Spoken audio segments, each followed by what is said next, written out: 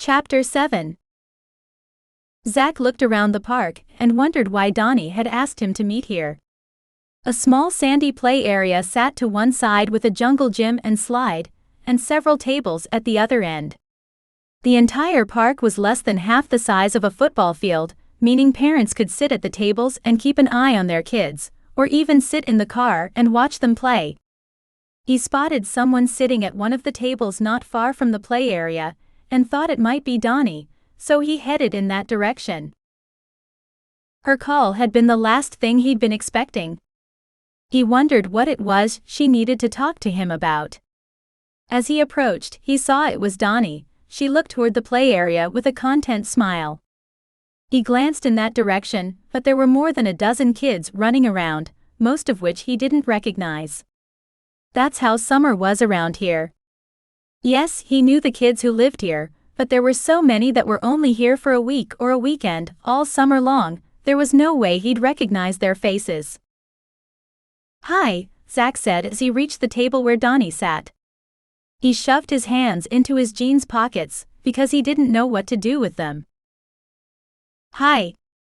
Why don't you sit down?" "Is it that big?" he joked, but she just looked up at him with a serious look in her eye that made him sit on the built-in bench across from her. "What?" She sighed, then met his gaze. "I went to see my mom yesterday. She told me something that I think you need to know." Zach frowned. What could Mrs. Went have said that he needed to know? "Let me back up." Dani frowned and looked at her hands where she was picking at her fingernails. "My dad was in a car accident last year." "I'm sorry to hear that. Is he okay?"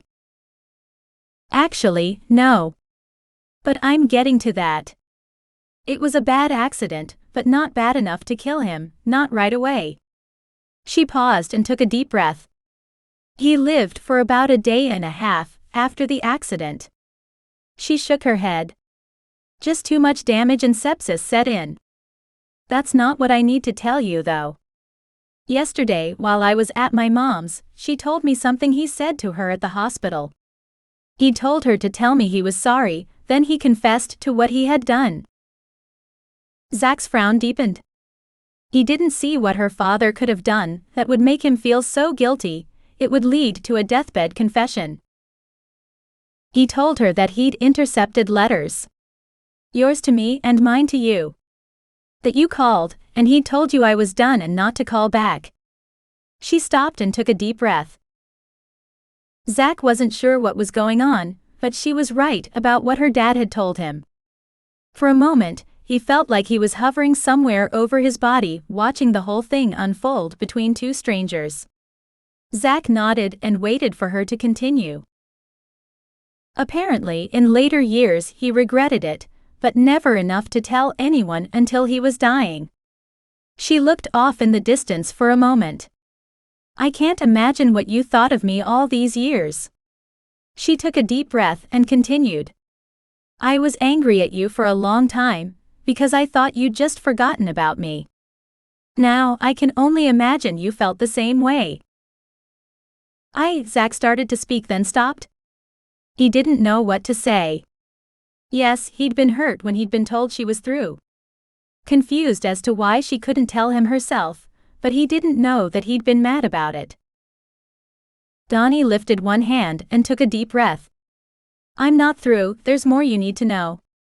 I don't know if this is why he felt guilty or not, but can you do me a favor and not say anything for a few minutes? You're going to want to, but give me a few minutes before you do. Can you do that please?" Zach was even more confused. "Sure." He didn't know what was up, but he was willing to give her a chance to explain.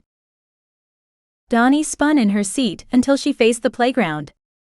"Mark, come here a minute," she called. Zach frowned but did as he was asked and stayed quiet. A boy ran up, 8 or 9 years old by Zach's estimation, and stopped in front of Dani. "Yes, Mom?" Zach couldn't have spoken if he wanted to. It was like looking at walking, talking photo of himself at that age. Was this boy his? Had she even tried to tell him? How had he missed so much of this? Anger surged in his chest, blocking his throat for several seconds. Dani was talking to the boy, handing him something. Zach wanted to say something, anything, but the surge of emotion was a knot in his throat, keeping him from doing anything but breathe and try to swallow it down. The boy took whatever it was his mother offered, and ran away again. She called after him, but the words didn't register in Zach's mind. Dani turned to face him again and watched him. Waiting, he knew, for his reaction. He exhaled in a rush, then tried to speak. His throat wouldn't let the words out. Mine, he was finally able to whisper. Dani nodded. I tried to tell you, I wrote you at least 3 times but I never heard back. I never got another letter. I was crushed. It took me a long time to believe you didn't want us. I had no clue you never got the letters. She looked down at her hands folded on the table. I never knew Dad could be so cruel. Zach wanted to reach across the table and comfort her, but years had passed since he had touched her, and he didn't know if she'd welcome it. He sat for a moment watching her, not knowing what to do or say. He hated that he'd missed so much of his son's life, but he hoped that her telling him now meant that she was open to Zach being in his life, because there was no way he was going to give that up now that he knew. A drop fell from her lowered face to splash on her hand, and Zach couldn't hold back any longer. He reached across to cover her hand with his. Before he made contact, her shoulders started shaking. She was crying, silently. Not just crying but sobbing. He no longer worried how she would react, but got up and moved around to her side of the table. He lifted one leg over the seat and sat astride it, facing her, then wrapped his arms around her and let her cry. It seemed she needed it. Zach laid his cheek against the top of her head while he held her, and he couldn't help but notice that her hair still smelled the same. She must be using the same gardenia shampoo he'd once given her as a gift. He'd thought it was a lame gift, but his little sisters had helped him pick it out for her, insisting she would love it, and she had. Why did you make my mom cry? A young voice drew Zach's attention. Did you hurt her? Zach looked up and found his son watching him with a serious look on his face. No, I didn't hurt her, but sometimes adults just need to cry. What's your name? Mark. Hi, Mark. I'm Zach.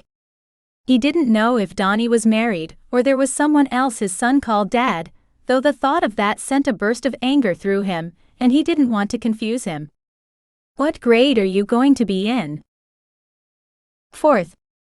The little boy looked at him with narrowed eyes. Do you like Legos? Mark's eyes lit. I love Legos. Well, I have it on good authority that the 4th grade teacher likes them too, and the classroom is full of Lego stuff of all kinds. Dani's shaking in his arms had stopped and she sat there, leaning against him with his arms around her. Zach didn't know what was going through her mind, but he was talking to Mark right now. But Mark's face fell. What if I don't get into the right class? What if I'm in a different 4th grade class? The school here isn't very big and there's only one 4th grade class. Looks like you got lucky. Mark's eyes widened. Really?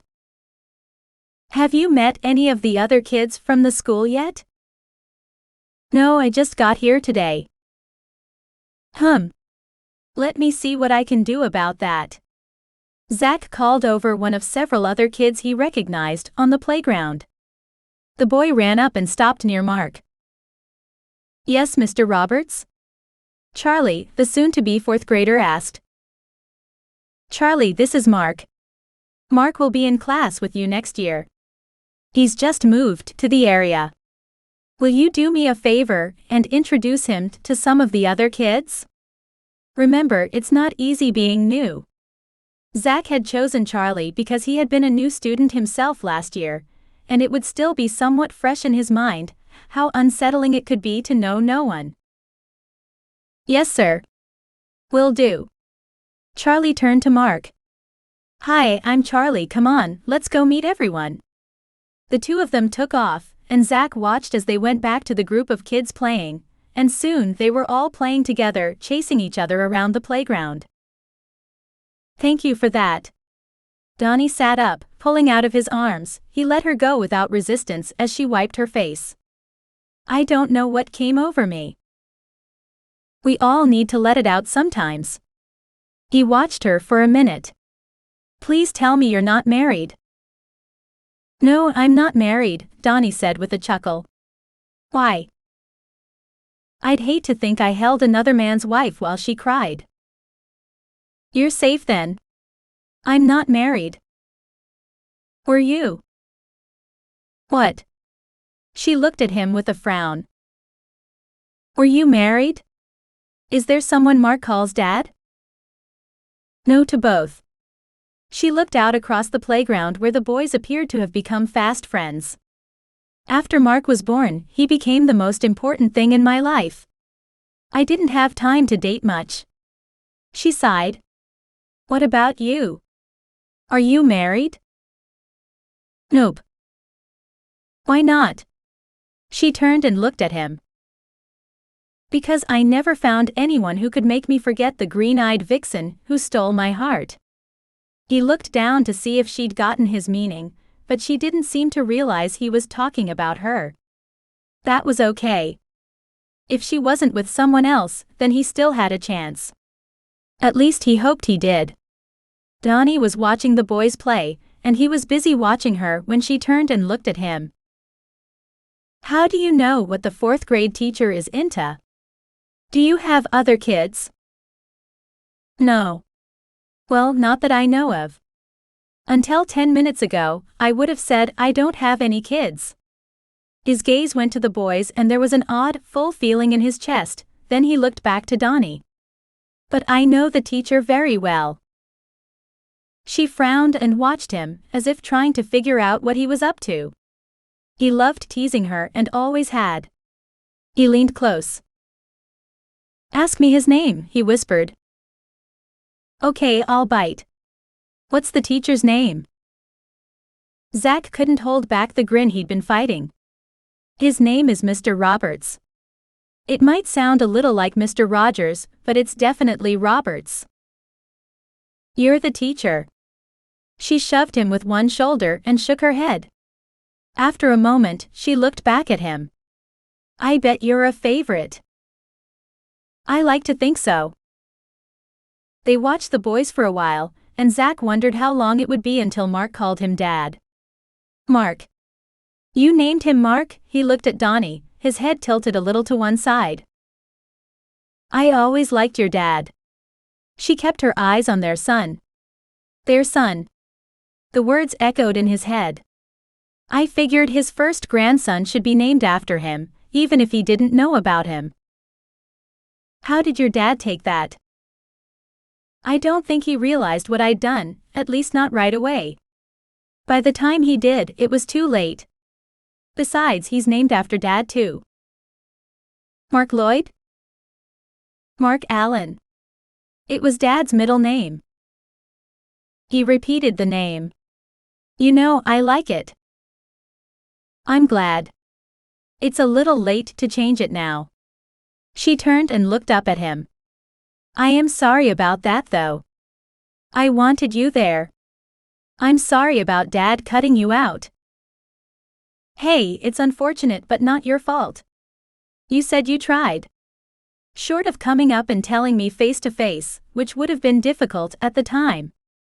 You did what you could. I can't blame you for trusting your dad. Hell, I trusted him too. He didn't bother to resist the urge to cover her hand with one of his. I hope this means you're willing to let me get to know him. Zach looked again toward the playground. Let me be a part of his life? I am. I want you to have that chance, but let's hold off for a little bit telling him who you are. A sharp pain stabbed through Zach's chest, nearly knocking the breath out of him. Not forever, but he's had a lot of change recently. I want him to get to know you, to like you before we throw something new at him. I guess I can't argue with that. But I want to tell him. Soon,